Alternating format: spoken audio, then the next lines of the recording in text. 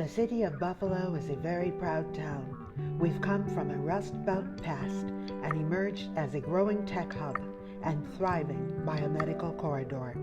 On the one hand, we're in the midst of a long-awaited renaissance, and our city has some of the largest, longest-running, well-attended Juneteenth and similar cultural celebrations in the entire United States. On the other hand, a section of Buffalo has an entrenched poverty issue, the East Side, and which is predominantly Black and African American. East Buffalo is where a heated debate is now raging over the imposition and injustice of a so-called cap and stitch transportation proposal. It's concerning a state DOT project, the New York Route 33 Kensington Expressway, the 1950s-era highway at the center of a massive $1 billion preservation initiative, supposedly concerned with reconnecting communities. What the Kensington Project will preserve is an antiquated, unwanted, unwelcome federal aid highway at all costs. The Kensington was and is an infrastructural barrier at least 20 years past the end of its project life cycle. Its overhead walk bridges were only supposed to last 40 years. The present-day Kensington Project is steeped in controversy over a perceived lack of community engagement tied to reality that, much like its forerunner from the 1950s, today's project was announced in conjunction with a dictated agenda, the cap and stitch. This proposed outcome is overwhelmingly opposed by a significant percentage of Buffalo's East Side neighbors. We prefer Humboldt Parkway's tree-lined canopy restored and its neighborhoods reconnected together again. We desire the Parkway's and MLK Park's connectivity to Delaware Park repaired. We wish the Kensington Expressway removed. We'd like it remediated. There is much room for justice to be enacted here. Such demands reflect a holistic community redevelopment and environmental justice approach, unlike New York State DOT's. Our community also deserves a comprehensive environmental impact statement and a beneficial community benefit agreement. We are meeting and hearing from a number of our impacted East Side community neighbors in hope amplification of our stories, as told in our own words, will furnish a supportive documentation of the Kensington Project's underexplored effects, and so too, East Side residents' long-term and underreported trauma may finally be acknowledged. Our first guests are adjacent and nearby Humboldt Parkway neighborhood residents. Firstly, Mr. Keith Jones. Secondly, Mr. Richard Dredd. I'm here today in the beautiful Merriweather Library with the Mr. Keith Jones, also of Buffalo, New York, and he's going to be talking to us about the Humboldt Parkway neighborhood, MLK Park, and the New York State Department of Transportation's New York 33 Kensington Expressway Project and its proposal to place a $500 million tunnel and deck atop the existing Kensington Expressway and to create a virtual park atop that promenade and to do repair work on walk bridges and retaining walls. Mr. Jones, can you just give us a little bit of background about yourself? I know your name is Mr. Keith Jones, but who you are, what your connection to the Humboldt Parkway neighborhood and the Kensington Expressway is, including the fact that you have a relative who actually worked on the installation of the Kensington Expressway way back during the late 1950s and mid 1960s. Thank you. Yes, I do have a connection with that in so many different ways. Like I said, my father, he worked on it for the whole thing with that. But before that, I can remember how beautiful it was. You know, the grass and stuff, the trees, how we used to just go up there and just play football, have cookouts, everything. A lot of families didn't have cars. You just come on out. That was in walking distance, and you could make it down to the Humboldt Park. If you felt like walking, you could walk all the way to Delaware Park. I said, fam, you know, one side of the street, look at the other side of the street, we have a football, so come on, let's play.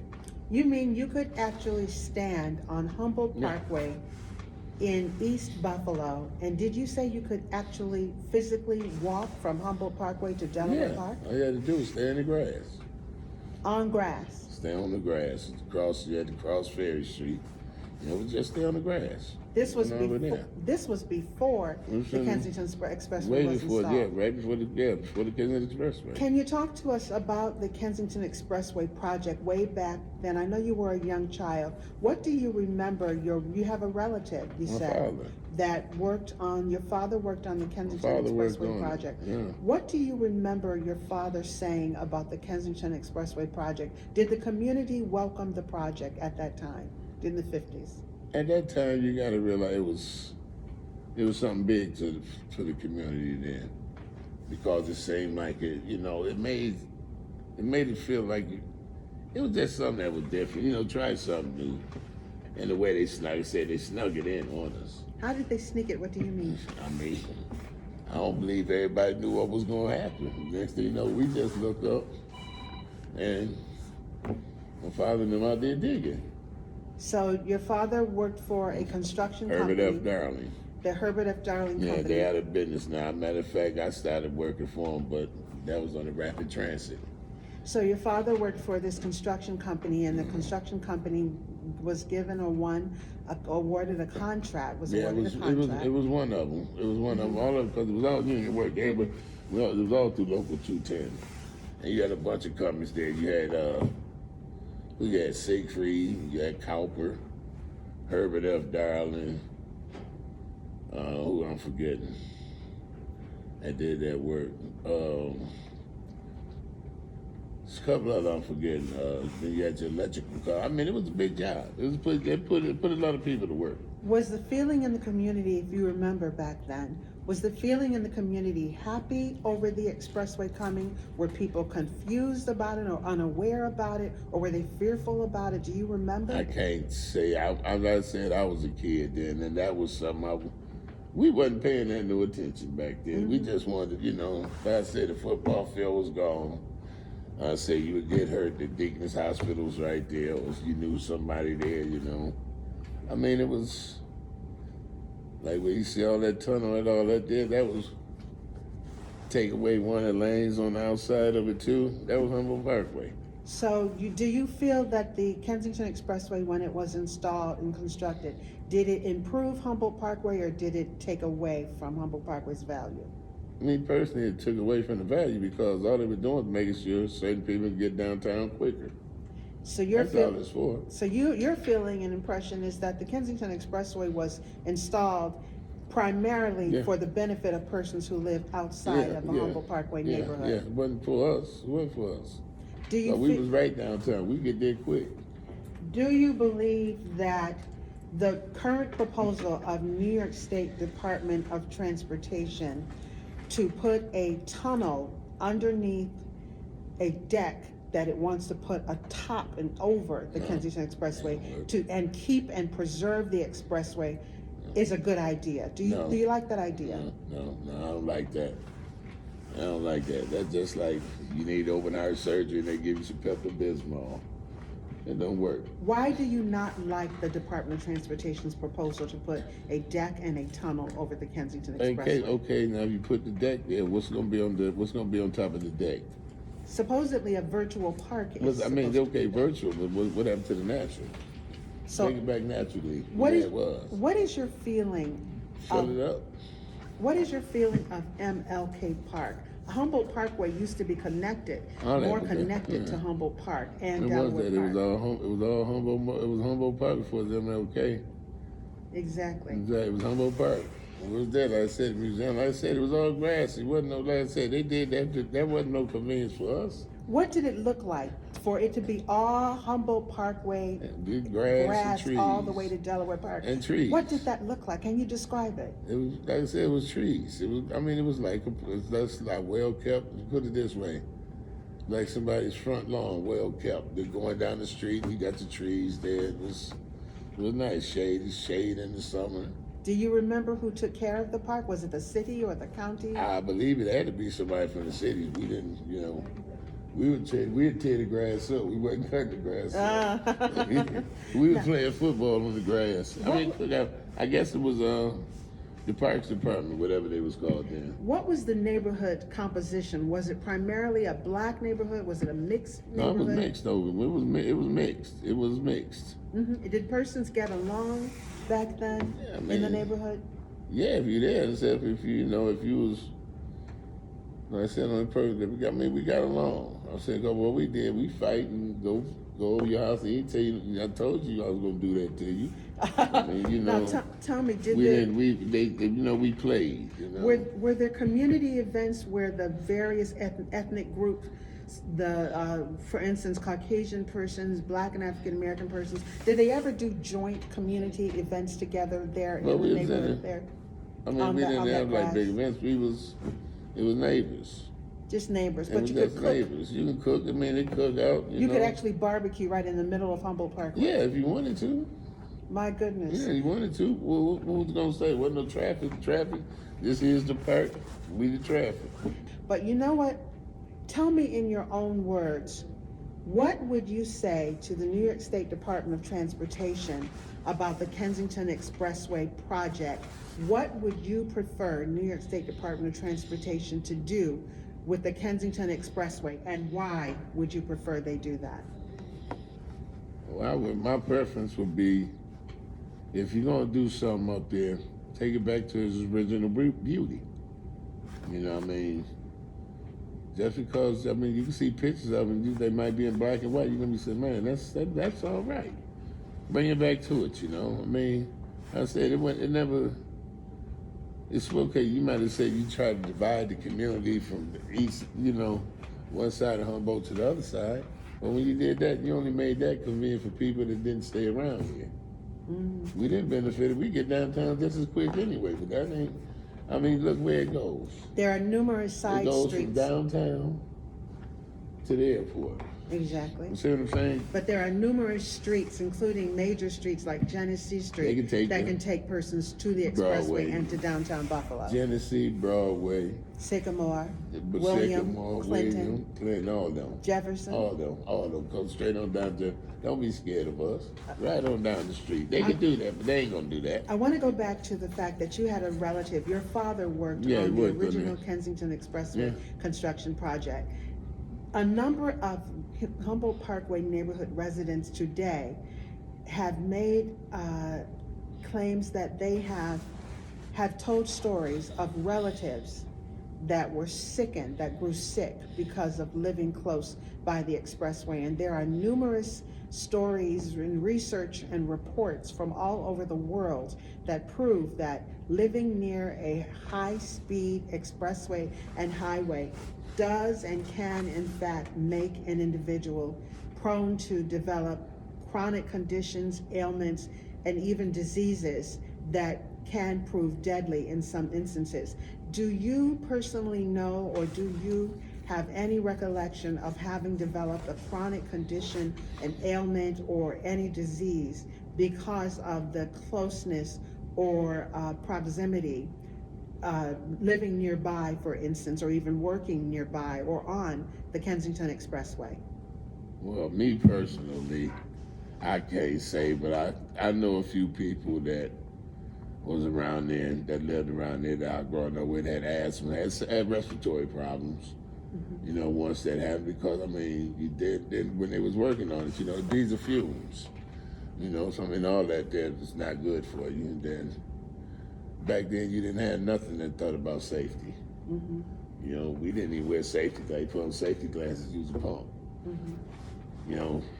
Ears, hearing protection. No, they say when you retire from construction, you lose 40% of your hearing.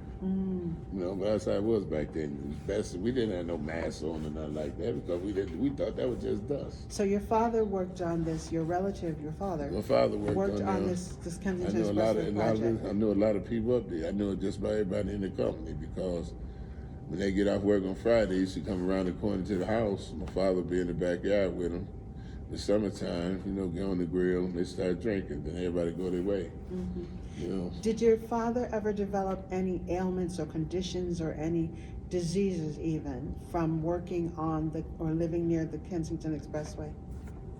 one thing about the construction business, you can never say where you got it from. Mm-hmm. You know, he had an ailment, but it got traced back to Bethlehem Steel Republican Steel, because we used to have to go in there and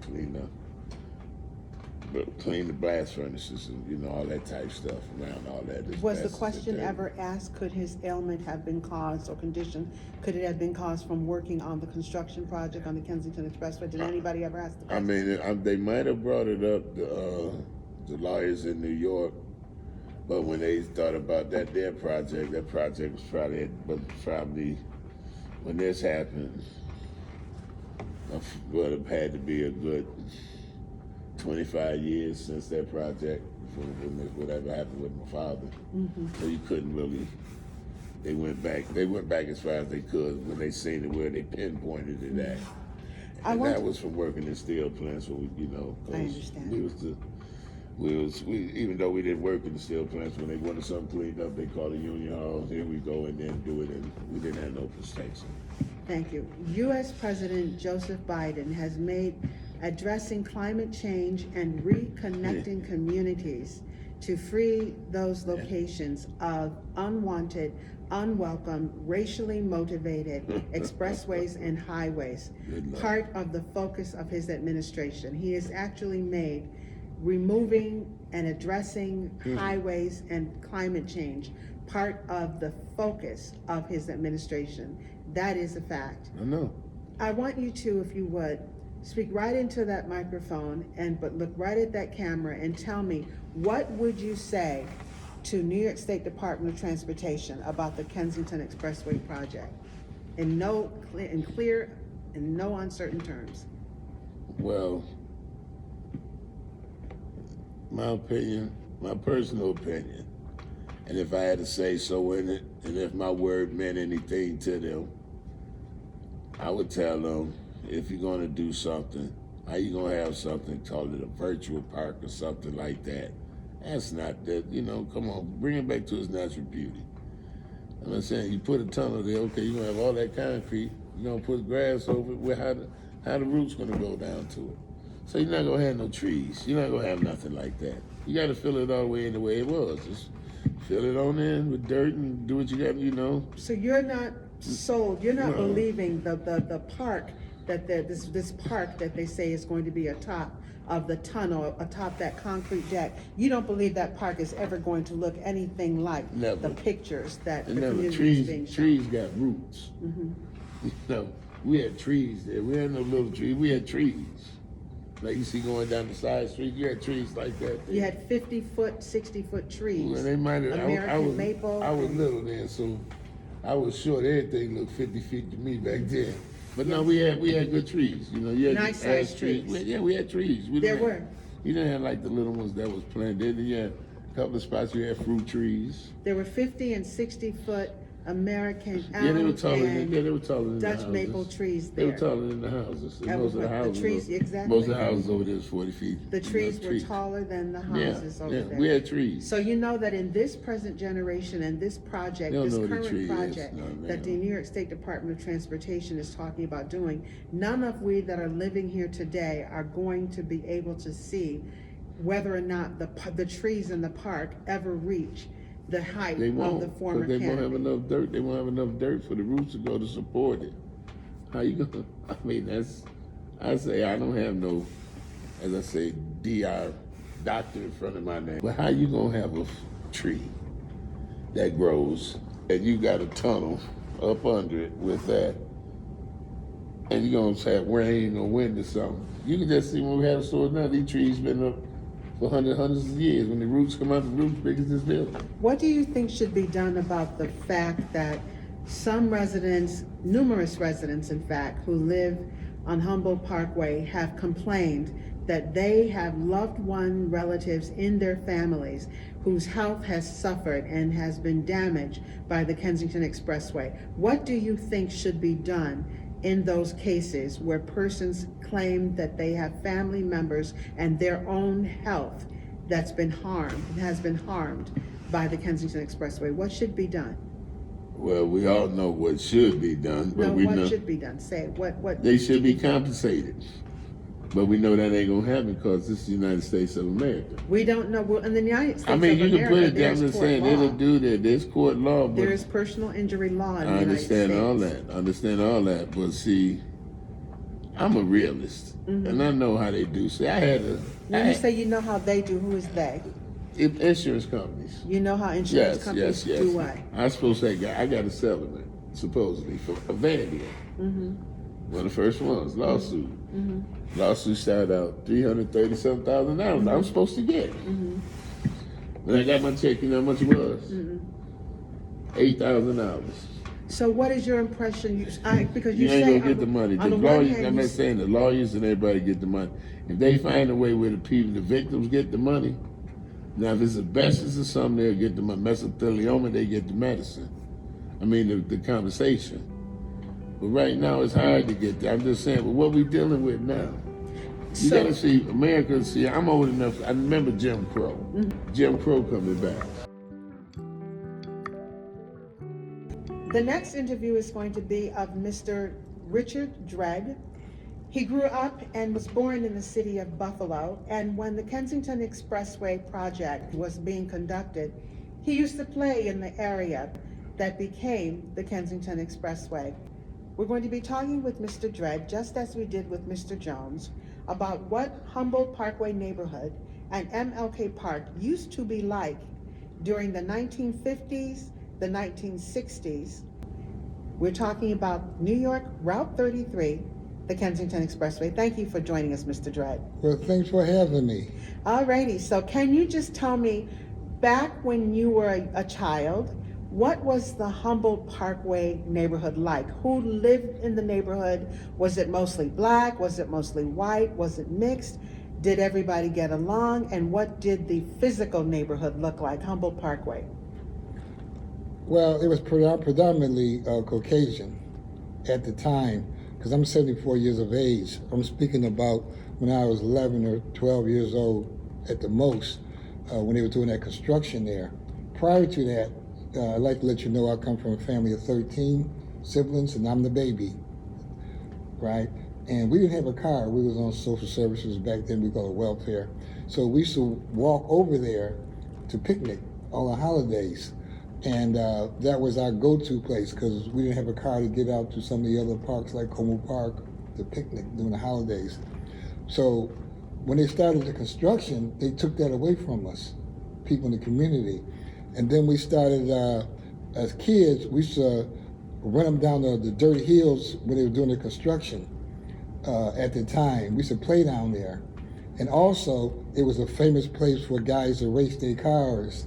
They have these homemade cars they built, and they used to race. Some of them used to race for money. And it was a big thing back then, but I was a kid. So those are my memories, but one thing stick out in my mind about when they started that project, it was said to us, between each other, that they only did that to avoid the whites having to come into the city and deal with our community. They didn't want to, drive through our community. And they built that so they can avoid any contact with us. What was the way that persons in the suburbs or persons that lived in other parts of the city, how did they used to get to the Buffalo Niagara International Airport or to downtown Buffalo? What were the streets they used to use? I honestly don't know, because I was only in the center, in the east side, so I don't know how they was doing that, to tell you the truth. Primarily through streets like Genesee Street was a major thoroughfare to take persons from anywhere in the city out to Buffalo Niagara International Airport, but also to downtown Buffalo. There were other main vein thoroughfares like Broadway Street, Sycamore Street, Clinton Street, William Street, and numerous such streets that would take persons from where they were all the way into downtown Buffalo. But Genesee Street in particular goes all the way to Buffalo Niagara International Airport. I want to ask you the question, do you recall what Humboldt Parkway neighborhood looked physically like, and it's then named Humboldt Park? What did Humboldt Park and Humboldt Parkway neighborhood look like? Were they connected? Were they not connected? Was it a big park? And what was it like living and being able to play in the Humboldt Parkway neighborhood when you were young? Well, we used to go over there, and just play tag football. Humboldt Park, that's all I ever knew about. But if you can picture how like Delaware, or maybe like Bidwell, they have the trees and the grass right there in that area. Maybe like Richmond and some of those streets on the west side. Those are the duplicates of how Humboldt Park used to look. That's why my family, we used to go over there and picnic along with other indigenous people in the community that could not afford to go to the other parks. So they took that away from us. So when you were a young child, your family, which did not own a car, like many families still don't, but Humboldt Parkway looked like Chapin Parkway and Bidwell Parkway, in that it looked as if Humboldt Park were in the middle of Humboldt Parkway, where the Kensington Expressway now stands. And so can you describe what was it like to be able to recreate right in the middle of Humboldt Parkway? Did it make you feel connected to the community? What was it physically like being able to walk all the way from then Humboldt Park all the way to Delaware Park? Did you ever do that? In high school, I was able to do it by going up Main Street. I went to Lafayette. I went over there from the east side in 65. However, we used to be able to walk across the parkway into other areas, not worrying about the expressway or traffic or some of the dangers that you might run into as a resident from the east side. But like I said earlier, there's a lot of dislike about what they plan on doing with that, proposing to do with that project. That's what I want to talk to you about. New York State Department of Transportation arrived to Buffalo with $1.055 billion for a project involving and centered on the New York 33 Kensington Expressway. The proposal that the Department of Transportation brought to Buffalo was a narrow proposal. It seeks to preserve the Kensington Expressway by placing a $500 million concrete deck atop the expressway and a virtual park setting atop that promenade, and then to do major walk bridge repair work and retainer wall repair work, including the power stations that are going to be needed to supposedly remove greenhouse gas emissions from the air. There's going to be about 5 of those between Dodge Street and Sidney Street, and they are going to cost roughly $12 million a year to be maintained.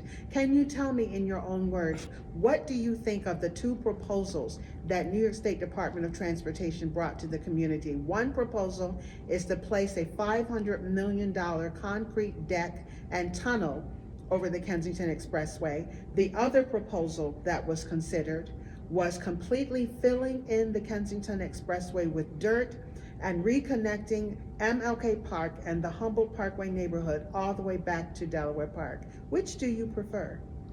From MLK Park back to Delaware, filling it with dirt. Why do you prefer that proposal? Because I would like to see that parkway like it was when I was coming up, the beauty in it.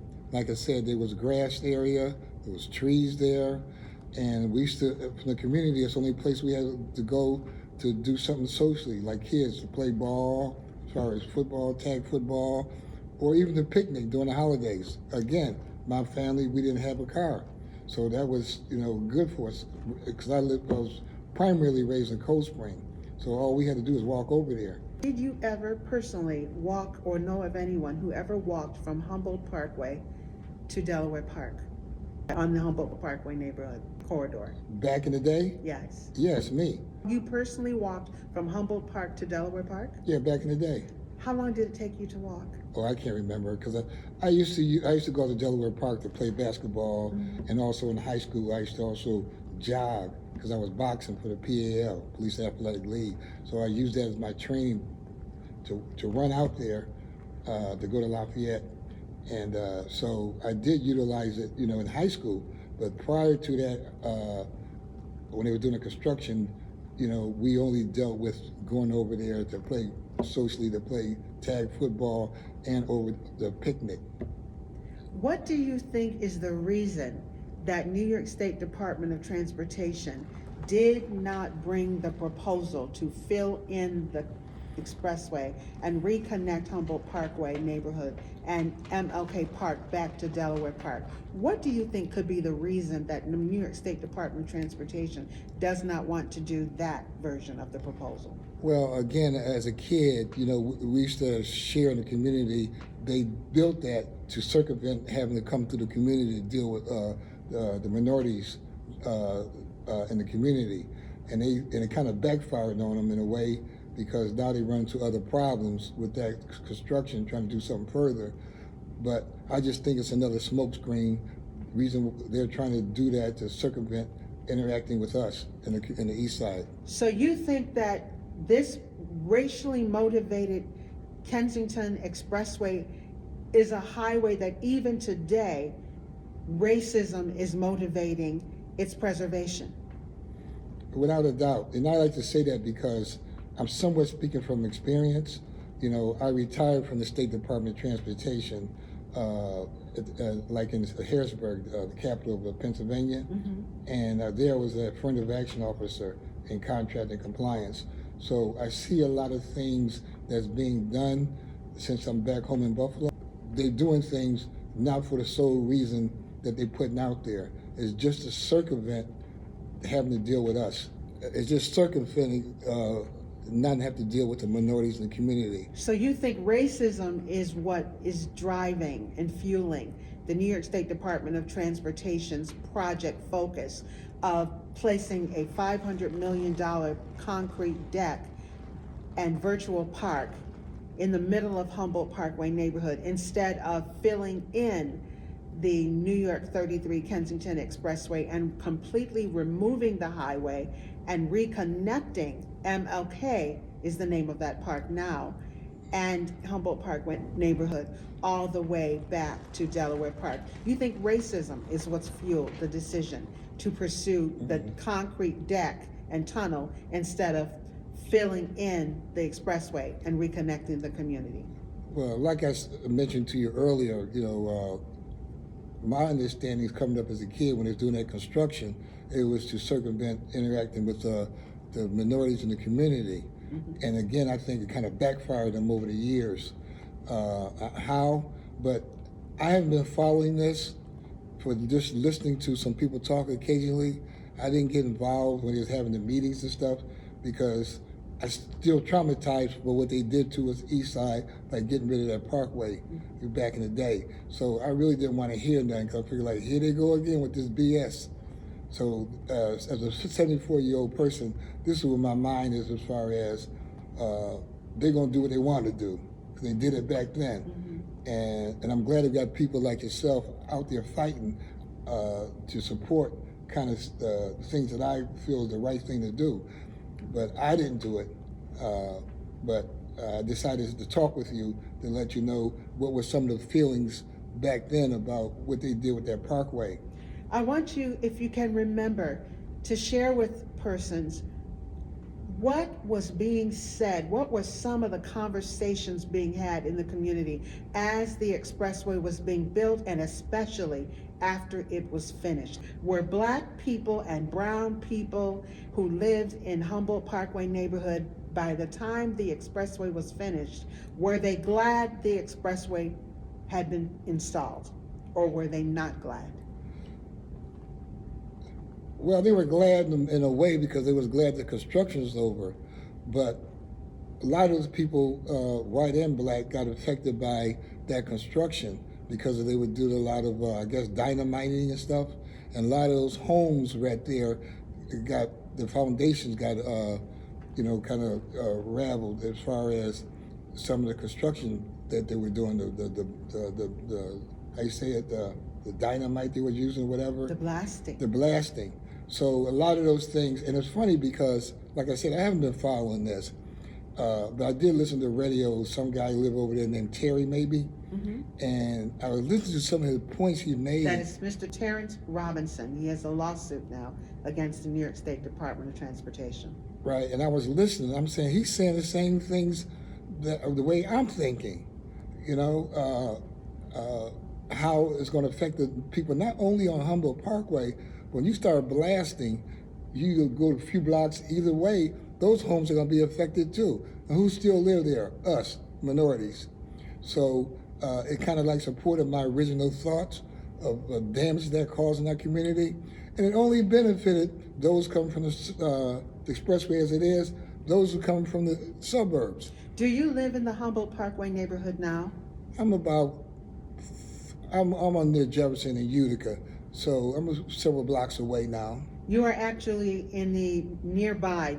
There's the Humboldt Parkway neighborhood itself, then there are the nearby Humboldt Parkway neighborhood. So you are a nearby Humboldt Parkway neighborhood resident. Do you recall ever hearing that any company has ever addressed the damage that the Kensington Expressway's construction caused to Humboldt Parkway neighborhood and nearby Humboldt Parkway neighborhood homes? Has any company, to your knowledge, ever addressed that damage that the building of that expressway caused between 1958 and 1965? No, I'm not. Have you ever heard anyone who lives in the Humboldt Parkway neighborhood or in a nearby Humboldt Parkway neighborhood complain about a condition or a health ailment or even a disease that they developed because of the expressway? Have you ever heard that kind of conversation? No. Have you ever heard of any company ever addressing or doing a health study, including the New York State Department of Transportation today? Have you heard of any questions being asked about health conditions or health complaints associated with the Kensington Expressway's construction or its existence? No, and I'd like to answer that question by saying that I left here from Buffalo and went to Pennsylvania for about 35 years. So that's another reason why I haven't heard any of those things you're talking about, complaints. Now that I'm back and they bringing this thing back about that expressway, it brings sad memories to me because I remember again when they were doing that construction, some of the damage that it caused, some of the foundations on those homes right there on Humboldt Parkway. And when I listened to the guy Terry on the radio the other day, because I haven't been following it, because I'm still traumatized by what they did to us when I was growing up as a kid, building that. Kind of things that he cited, how that affects those houses right there on Humboldt Parkway. You know, it's kind of like, it's sad because he was saying some things I didn't even know. All I know is back in the day, the community, we was totally against it. We looked at it as the way they did that to circumvent interacting with the minorities in the community. They can drive right through, don't have to talk to you or see you. Mm-hmm. So, but I lived right there with a family that had a corner delicatessen on Raleigh and Maston. And they bought the house in Crystal people stay in now. And that was back in the 60s. So over the years they lost or whatever, but I still remember living in that house. And now I'm thinking, now this guy, I heard Terry talking, how that house is going to be suffering or will suffer from those blasts from construction. I used to live in that house with the Love family as a kid. So it made me start thinking, and I know some other prominent black families that's over there now, a lot of them. And I'm thinking, damn, they're going to have to go through this again? Can you, in your own words, just look right at the camera, what would you say in response to the question and addressing, talking directly to New York State Department of Transportation, what do you want done to the Kensington Expressway and in the Kensington Expressway project, and why do you want it? I would say to them to listen to the people in the community that's going to be adversely affected by this. And I would like for you to consider the filling in of the parkway to get it back to what it used to be and how beautiful it used to be. And it was just like some of the other streets over in Bidwell, grass, trees, and a place where people can go and picnic. You don't have to go to the parks, like Humboldt Park, Chestnut Ridge, Beaver Island, and all that kind of stuff. You can walking distance, you can go right up to the park and just enjoy yourself, the holidays, to have a picnic. So I would like for the people to realize how that truly affect the people in this community, especially the people on Humboldt Parkway. And again, I haven't been following this, so I was really hesitant to get out and talk until I talked to someone. They said, go ahead and share that. So I want to say that I'm still sad and still, feeling a certain way about how that was done, and we didn't have any real input back in the day. And it seems like history repeats itself. They're going to do what they want to do. Like I said, I know how the game works. I'm retired from the State Department of Transportation. They go out and do some phony surveys and make it look good, and we buy it. We're not looking at some of the other aspects that's going to be happening as a result of us allowing them to do that. So we have a chance to stop it. And I think that we should stop it and look at bringing it back to its original, like the Bidwell Park is. And that's by Phil and Nan. You are not alone. I just want to assure you, my name is Sherry Sherrill. I'm the president and CEO of Covington Associates Consulting. I'm also the projects facilitator at the We Are Women Warriors organization, both based in the city of Buffalo, New York. We've been talking about the fate of New York Route 33, the Kensington Expressway, and the status of the New York State Department of Transportation's Kensington Expressway Project, and how it is impacting today the residents of both Humboldt Parkway neighborhood, their MLK Park, and residents of nearby neighborhoods. Thank you so much. Somewhere we must come to see that human progress never rolls in on the wheels of inevitability. It comes through the tireless efforts and the persistent work of dedicated individuals who are willing to be co-workers with God.